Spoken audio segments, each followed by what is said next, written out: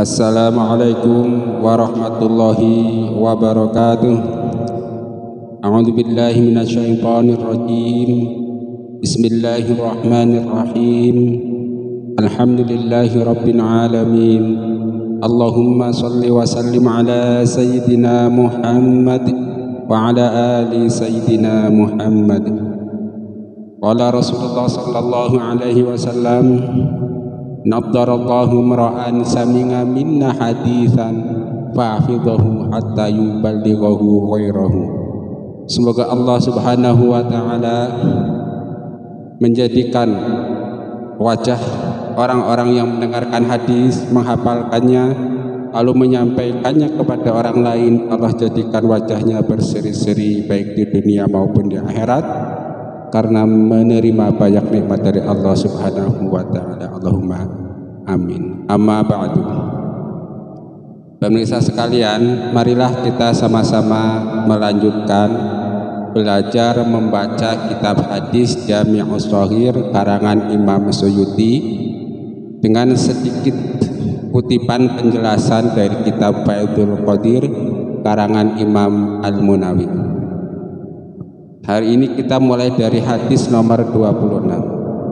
Qala Rasulullah sallallahu alaihi wasallam, ayatun bainana wa bainal munafiqina syuhudul isya'i wa subhi la yastati'unahuma. Artinya, tanda yang menjadi perbedaan antara kita dengan orang munafik adalah menyaksikan sholat isya dan sholat subuh di masjid. Mereka tidak akan sanggup melakukannya. Hadis riwayat Sa'id bin Mansur dari Sa'id bin Musyaibah dengan mursal, status hadis ini dhaif. Kutipan penjelasan dari kitab Faidul Qadir. Orang-orang beriman bersemangat melaksanakan sholat isya dan melaksanakan sholat subuh berjamaah di masjid, sedangkan orang-orang munafik merasa berat dan terpaksa. Saya kira hadisnya cukup jelas. Ayatum bainana wa bainal munafiqina syuhudul isya'i wa subhi la yastati'unahuma. Setiap orang boleh saja mengaku Islam. Setiap orang mengaku saja beriman. Tetapi selalu ada perbedaan antara orang Islam dalam tanda petik sejati dengan orang-orang Islam dalam tanda petik munafik. Apa yang membedakannya? Nah, di sini Rasulullah Shallallahu Alaihi Wasallam membocorkan kepada kita sedikit perbedaannya, yaitu kalau dia orang-orang Islam yang sejati suka atau bersemangat untuk berjamaah sholat isya dan sholat subuh di masjid, sedangkan orang-orang Islam yang dalam tanda petik munafik, dia itu malas untuk melaksanakan sholat subuh berjamaah di masjid dan juga malas untuk melaksanakan sholat subuh sholat isya berjamaah di masjid. Tetapi jangan lantas kita atau Bapak Ibu sekarang kalau melihat ada orang tidak sholat berjamaah isya dan subuh di masjid, wah munafik itu. Enggak juga begitu kali. Artinya ini masih umum, perlu ditaksis. Umumnya memang begitu, tapi ada saja orang-orang yang tidak sholat subuh di masjid karena alasan-alasan yang diperbolehkan syarak. Misalnya dia nggak bisa sholat subuh berjamaah di masjid karena sedang mencari rezeki yang halal, karena kebetulan kerjanya lembur sampai subuh sehingga sholat subuhnya nggak bisa jamaah di masjid. Mungkin jamaahnya di tempat kerja, kita husnudzon aja. Atau pas isya ada orang-orang yang kebetulan belum berjamaah di masjid, jangan lantas kita wah ini munafik, enggak juga. Jadi ada saja kondisi-kondisi khusus yang diperbolehkan syarak sehingga dia itu tidak bisa jamaah di masjid untuk sholat isyanya. Misalnya orang yang rajin berjamaah 5 waktu, sewaktu-waktu dia kerja berprofesi sebagai satpam misalnya, kerjanya mulai jam 6 sore sampai jam 6 pagi. otomatis dia tidak bisa meninggalkan pekerjaannya untuk sholat isya dan sholat subuh di masjid. Nah, itu kan bukan berarti dia munafik. Kita husnuzon saja. Lebih tepatnya ayat ini untuk memotivasi diri kita sendirilah.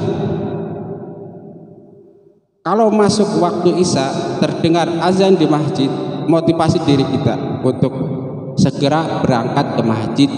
Kenapa? Karena jangan-jangan kalau kita malas ke masjid, nanti kita itu jatuh terhadap jurang kemunafikan. Begitupun ketika sholat subuh, ketika kita mendengar azan subuh di masjid, kita motivasi saja diri kita sendiri supaya segera bangun dan berangkat di masjid, berangkat ke masjid untuk sholat subuh. Kenapa? Karena kita takut jangan-jangan kita masuk dalam jurang kemunafikan. Saya ulangi hadisnya, ayatum bainana wa bainal munafiqina syuhudun isya'i wa subhi la yastati'unahuma. Itu kan jelas.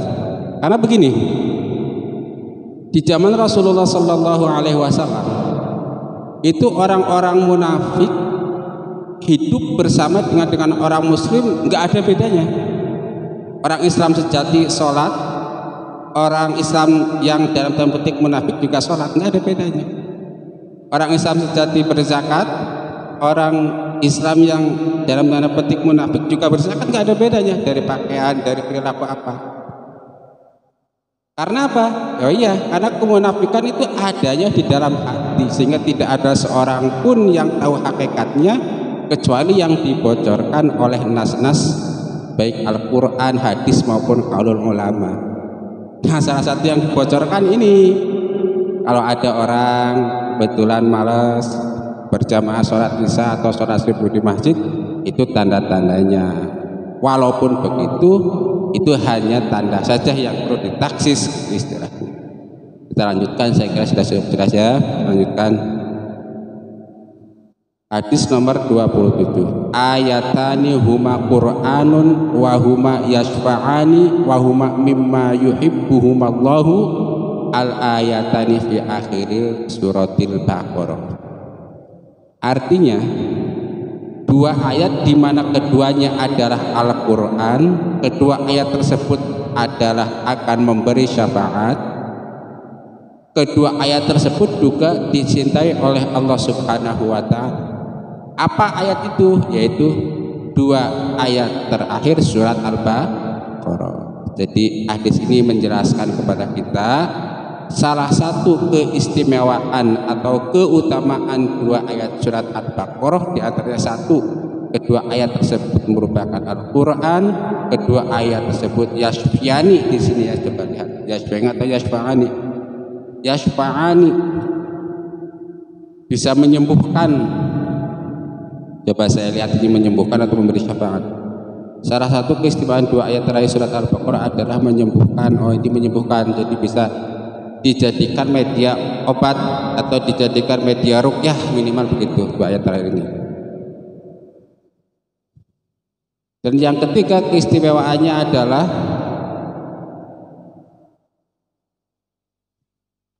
sebagai Al-Quran memberikan syafaat atau menyembuhkan, dan yang ketiga dicintai oleh Allah Subhanahu wa ta'ala. Penjelasan Imam Al-Munawi dalam Faidul Qadirnya diantaranya adalah salah satu keistimewaan dua ayat terakhir surat Al-Baqarah adalah menyembuhkan dan dicintai Allah Subhanahu wa ta'ala.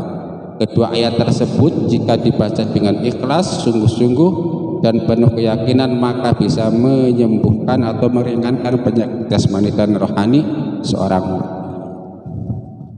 Jadi beginilah kira-kira ya, semua ayat-ayat di dalam Al-Quran tentu itu istimewa. Karena apa? Karena merupakan kalamullah yang setiap huruf jika kita membacanya akan memberikan keberkahan, akan memberikan pahala yang diberikan oleh Allah kepada pembacanya. Tetapi itu kan terkadang sebagian ayat memiliki kekhususan jika dibandingkan dengan sebagian yang lain. sebagian surat memiliki kekhususan jika dibandingkan dengan surat yang lain. Seperti ini juga dua ayat terakhir surat Al-Baqarah memiliki kekhususan, memiliki keistimewaan tertentu tanpa mengesampingkan ayat-ayat yang lainnya. Apa itu? Yang satu merupakan dua ayat yang istimewa. Yang kedua, ayat ini kalau diartikan bisa memberikan syafaat dengan izin Allah, atau bisa diartikan bisa menjadikan media penyembuhan. Dan yang ketiga merupakan dua ayat yang sangat dicintai oleh Allah Subhanahu wa ta'ala. Maksudnya gimana?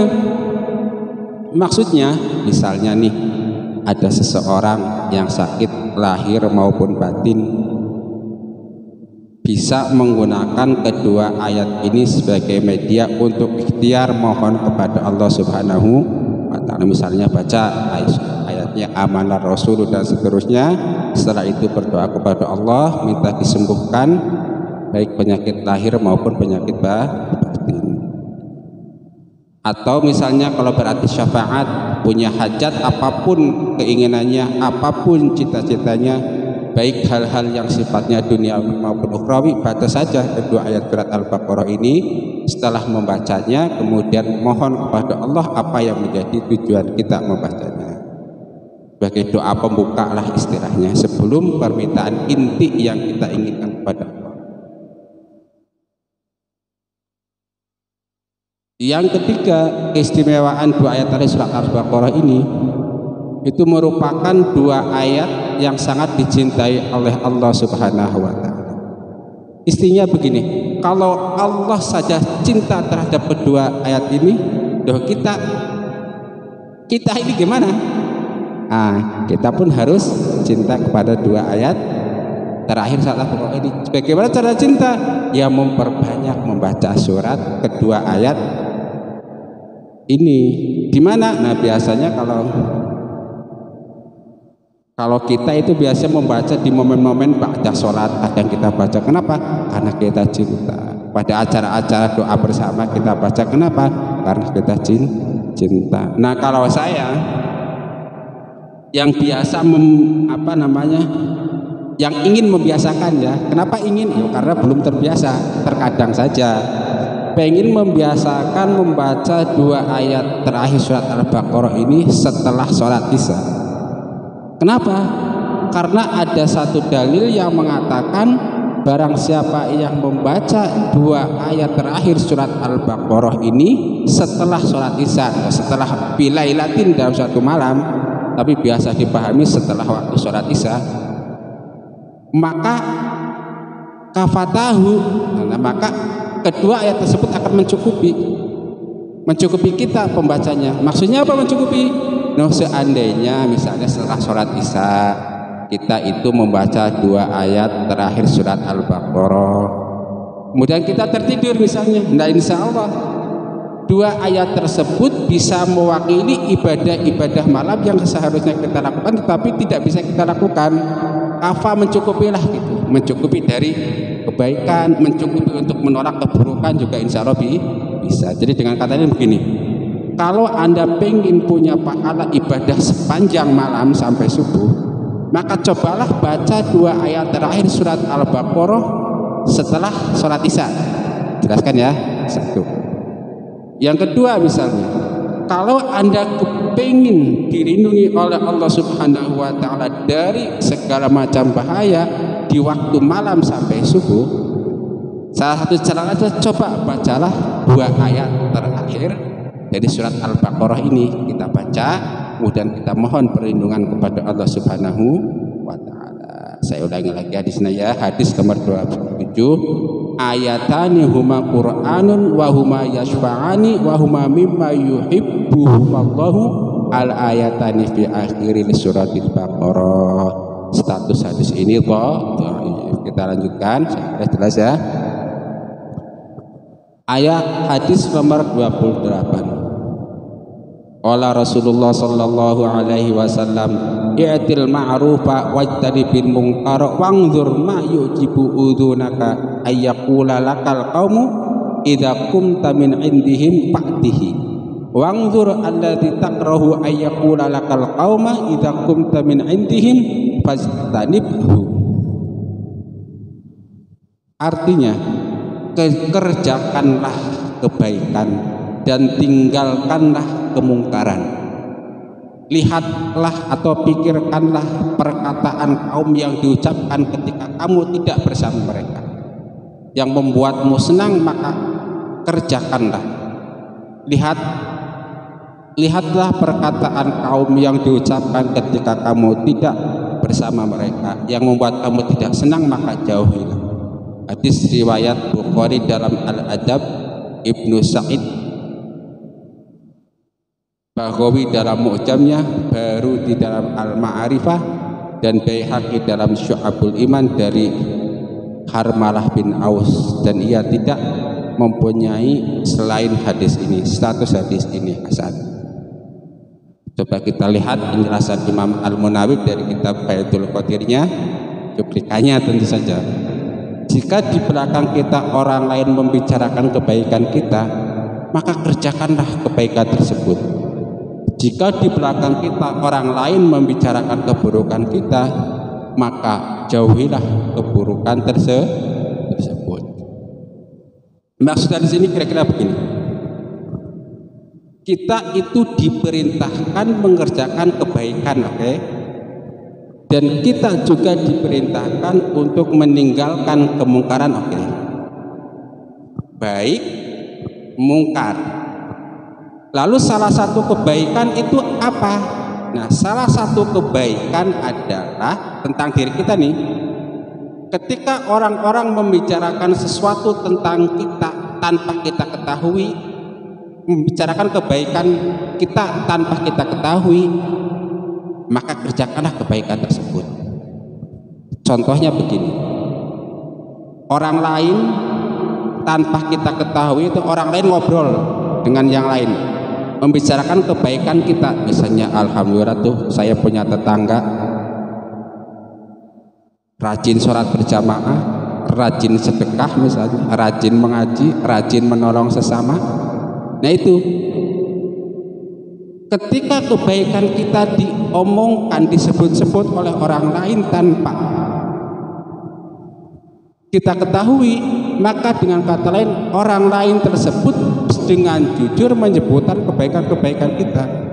Lalu apa yang harus kita lakukan? Kerjakanlah kalau kebaikan itu.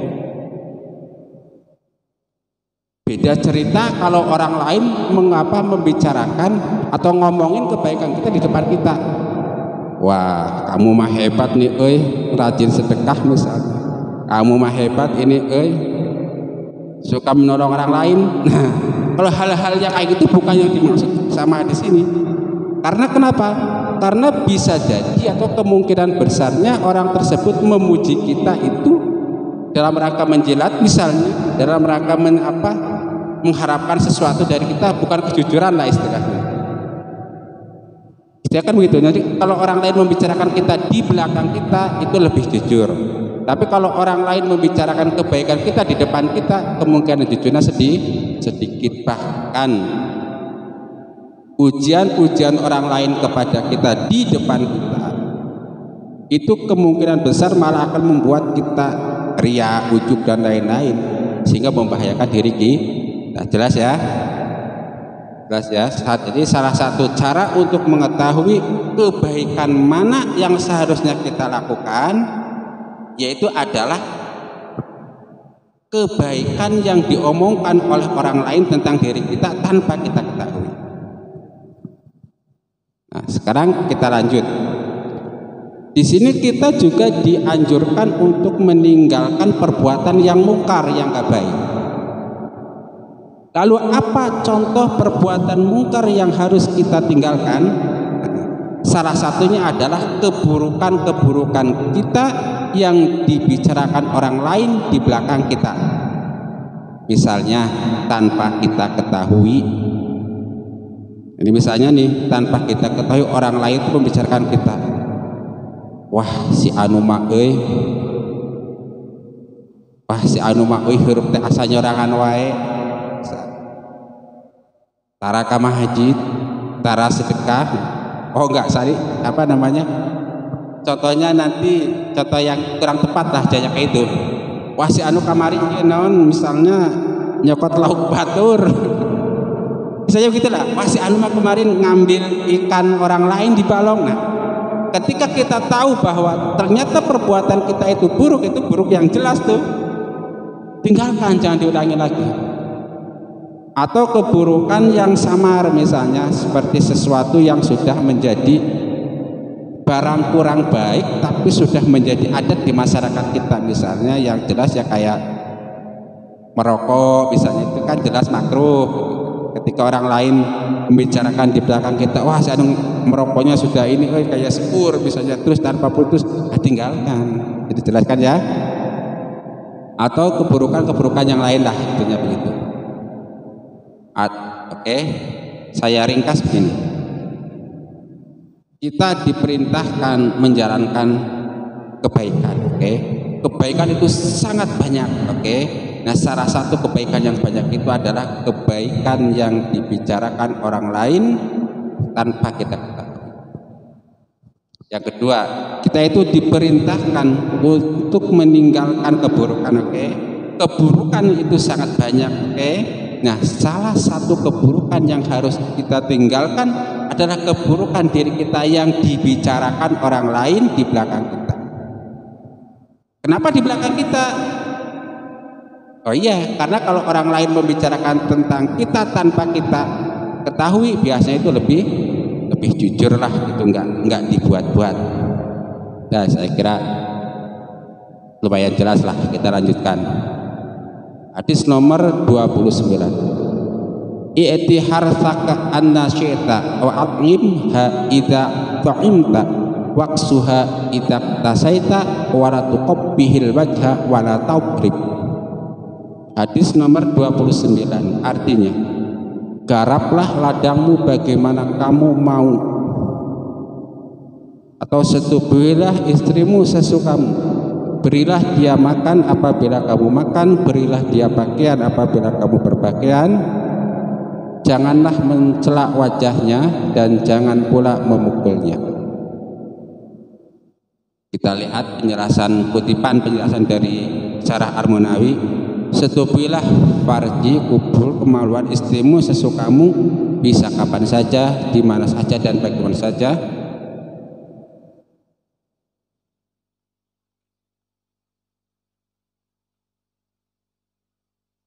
Jangan kamu menyetubi istri di lubang luburnya, maka dilarang. Istilahnya begini, ini tentang hubungan suami istri. Nah, suami istri itu bisa berhubungan intim, bagaimana caranya silahkan. Tetapi satu yang dilarang, seorang suami tidak boleh menyetubui lubur istrinya, itu dilarang, kan begitu. Nah, lalu disebutkan lebih lanjut, selain hubungan suami istri, maka seorang suami itu punya kewajiban menafkahi istrinya. Apa yang disebutkan di sini? Satu, memberi makan. Makanan yang kita berikan kepada istri-istri kita itu juga harus sesuai dengan yang kita makan, atau lebih bagus. Maksudnya gimana? Maksudnya jika kita makan beras yang harganya 11.000, istri kita juga harus kita kasih makan beras yang harganya 11.000 misalnya. Jangan sampai kita suami makan beras yang harga 12.000, istri kita kasih makan beras yang harga 12.000. Ini contoh kecilnya, tuh kurang benar itu. Artinya harus sama lah. Kalau bisa lebih bagus, biarlah kita suami ngalah beras yang 10, istrinya biar yang 11.000 itu. Kalau bisa begitu, kalau nggak bisa ya sama-sama lah. Sebaliknya, misalnya kalau suami bisanya beli beras yang harga 10.000 karena nggak punya uang misalnya, atau karena suatu hal dapat kiriman beras dari orang tua misalnya, udah masak aja dulu mah, ya itu kira-kira begitu, makan aja sama-sama Tentu ini contoh yang sangat sederhana ya. Yang banyaknya banyak lah. Misalnya begini, ada suami juragan, penghasilannya puluhan juta misalnya. Suaminya setiap bulan untuk makan dan lain menghabiskan uang puluhan juta, sementara istrinya cuma dikasih jutaan, itu kan kurang pas gitu. Kalau kita suami menghabiskan uang untuk kebutuhan kita puluhan juta setiap bulan, ya istrinya kalau bisa begitu. Istri-istrinya kita lanjutkan. Berilah dia pakaian apabila kamu berpakaian. Begitupun mengenai pakaian, kewajiban pertama memberi makan, kewajiban kedua memberi pakaian. Pakaian pun begitu, harus sesuai dengan yang kita pakai atau lebih baik. Maksudnya gimana? Ya maksudnya kalau kita berpakaian bagus, istrinya juga pakaiannya harus yang bagus. Kalau bisa lebih bagus. Jangan sampai kita suami pakaiannya bagus-bagus, harganya jutaan, giliran ngasih istri harganya ratusan ribu, itu kan nggak sesuai yang kayak gitulah. Tahulah semuanya itu, nggak perlu dijelaskan, setiap suami istri pasti tahu hal itu. Nah kemudian yang ketiga, janganlah mencela wajahnya. Apa ini maksudnya? Wala tuqabbihil wajha. Jadi istilahnya jangan mencela wajahnya. Apa mencelanya ya namanya ya? Mengatakan hal-hal jelek tentang wajah istri kita, istilahnya begitu. Kalaupun ada hal yang nggak bagus di wajah istri kita, ya nggak baca bagus. Kalaupun menurut kita nggak bagus, batin aja tuh, jangan sampai keluar dari mulut. Kira-kira begitulah. Wala tuqabbihil wajha. Kalaupun misalnya kita lagi apa istilahnya ya? Lagi marahan gitu mungkin bahasanya dengan istri, usahakan jangan mencela wajahnya, cela aja yang lain kan gitu. Apanya lah, kalau harus kita mencela jangan wajah, tangannya atau apanya gitu. Tapi jangan sampai, kalau bisa diusahakan jangan sampai terjadi wala tuqabbihil wajha. Janganlah memukulnya, apalagi sampai memukulnya, nggak boleh memukulnya. Pada hadis ini tentu ini hal-hal yang masih umum. Nanti tentu ada hadis-hadis atau keterangan-keterangan dalil-dalil yang mentaksis saja. Itu nanti kita akan jelaskan, jadi bisa panjang lebar. Intinya hadis ini adalah satu, sebagai suami istri bisa bersetubuh bagaimana saja caranya, di mana saja, kapan saja, asal tidak bertentangan dengan syar'i. Yang dilarang satu, bersetubuh di dubur istri, kan begitu. Kalau dia di farji. Yang kedua itu kewajiban suami, satu memberi makan yang baik, kedua memberi pakaian yang baik, yang ketiga jangan mencela wajah istri, dan yang keempat jangan sampai memukul wajah istri. Itu saja saya kira kejelasan, keterangan lebih rinci bisa. Hadis nomor, kita lanjutkan, hadis nomor 30. I'tul masajida hussaron wa mu'assobina fa innal amaimati janul muslimina. Artinya, datanglah ke masjid untuk melaksanakan sholat dengan kepala terbuka tanpa memakai sorban, dan dengan kepala terlilit atau memakai sorban, karena sesungguhnya sorban merupakan mahkota bagi orang-orang Islam. Datanglah, ini penjelasan Al-Munawi dalam Faidul Qadir, datanglah ke masjid dengan kepala terbuka atau tertutup dengan semacam sorban, kopeh atau lainnya. Jangan sampai karena urusan menutup kepala kalian meninggalkan salat Jumat. Saya begini, ini aslinya kalau melihat penjelasan Allah itu hadis untuk salat Jumat.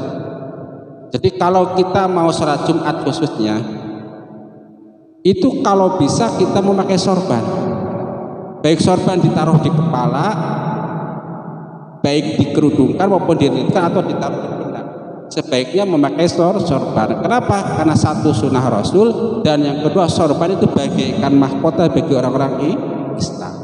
Tetapi kalau kita nggak punya tutup kepala, baik berupa sorban maupun kopiah seperti ini, kita punya kopiah, pakai kopiah untuk sholat Jumat. Nggak pakai kopiah, ya udah sholat Jumat aja tanpa pakai kopiah. Jangan sampai gara-gara urusan sorban, urusan tutup kepala, urusan kopiah ini kita sampai meninggalkan sholat Jumat. Karena apa? Yang penting adalah mendatangi sholat Jumat, sementara memakai sorban, memakai tutup kepala itu adalah apanya sunnah tambahan istilahnya begitu, sangat dianjurkan, ya kan? Asli sholat Jumat. Tetapi ini juga berlaku untuk sholat-sholat yang lainnya, untuk jamaah yang lainnya, misalnya jamaah sholat subuh, jamaah sholat isya, jamaah sholat maghrib, asar dan lain. Kalau bisa kita ke masjid pakai kopiah, oke? Kopiah bisa yang hitam, bisa putih, bisa hijau atau apa silahkan, tergantung apa saja. Yang penting menutup kepala. Tentu yang utama adalah warna putih atau warna hijau atau warna hitam. Kemudian tambah lagi pakai sorban, baik mau disimpan di kepala, dililitkan, atau mau di pundak, itu paling utama. Tapi kalau kita misalnya nggak punya kopiah, atau karena kopiahnya sedang kotor, atau nggak punya sorban, atau karena sorbannya belum beli, atau sorbannya itu sedang kotor, ya udah ke masjid aja tanpa kopiah pun nggak apa-apa, tanpa sorban pun nggak apa-apa. Tetapi kalau bisa pakai kopiah, bisa pakai sorban, itu lebih utama. Saya kira sudah jelas ini masalah berpakaian ya. Datanglah ke masjid untuk melaksanakan sholat dengan memakai sorban ataupun tanpa memakai sorban. Tentu dengan memakai sorban dan tutup kepala lebih diutamakan. Sekian, mudah-mudahan bermanfaat bagi kita sekalian. Rabbana taqabbal minna innaka antas samiul alim wa tub alaina innaka antat tawwabur rahim. Wassalamualaikum warahmatullahi wabarakatuh.